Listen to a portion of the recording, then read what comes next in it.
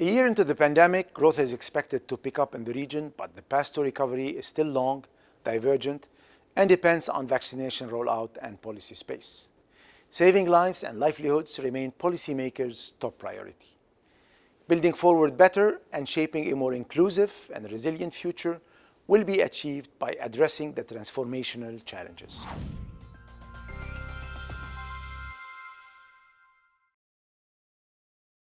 The recovery largely depends on COVID-19 vaccine rollout, but there is a significant variation in its distribution among countries. Accelerating vaccination would boost GDP by 1% by 2022.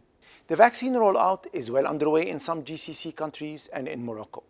However, others, especially low-income countries, may not achieve full vaccine coverage until 2023. This, along with the uncertain trajectory of the pandemic, could affect the economic outlook and delay the recovery.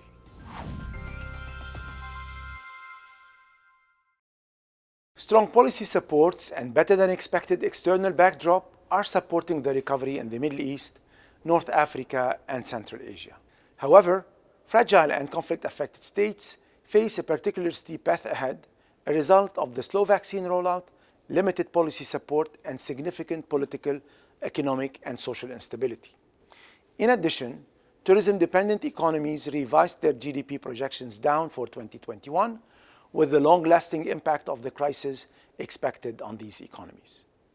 Meanwhile, oil prices are recovering to their pre-crisis level.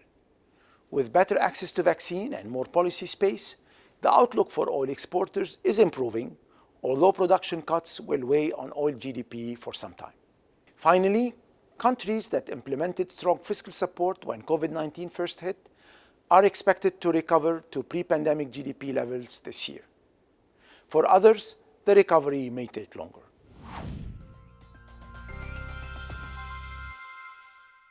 Less favorable conditions in the international markets could renew the pressure on capital flow. This may make access to external financing and refinancing debt more challenging, particularly for emerging markets with elevated public debt. Premature withdrawal of emergency measures could hamper private sector recovery, risking potential bankruptcies, higher unemployment, and increased non-performing loans. Securing access to vaccine and supporting health systems will be key. Vaccine policy is economic policy, and regional and international cooperation can play a vital role in this endeavor. Other priorities include keeping policy support flexible, targeted, and efficient, given exceptional uncertainties and thinning policy space. Striking the right balance between fostering recovery and ensuring debt is sustainable. Strengthening social safety nets and prioritizing anti-corruption efforts to reduce poverty and inequality.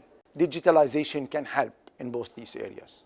Leveraging recovery programs to help mitigate impact of climate shock, like water shortages. If managed correctly, the green transition could provide important employment and investment opportunities for the region. The IMF, which has extended 17 billion of new financing to the region since the crisis began, will continue to stand with the region during these extraordinarily challenging times.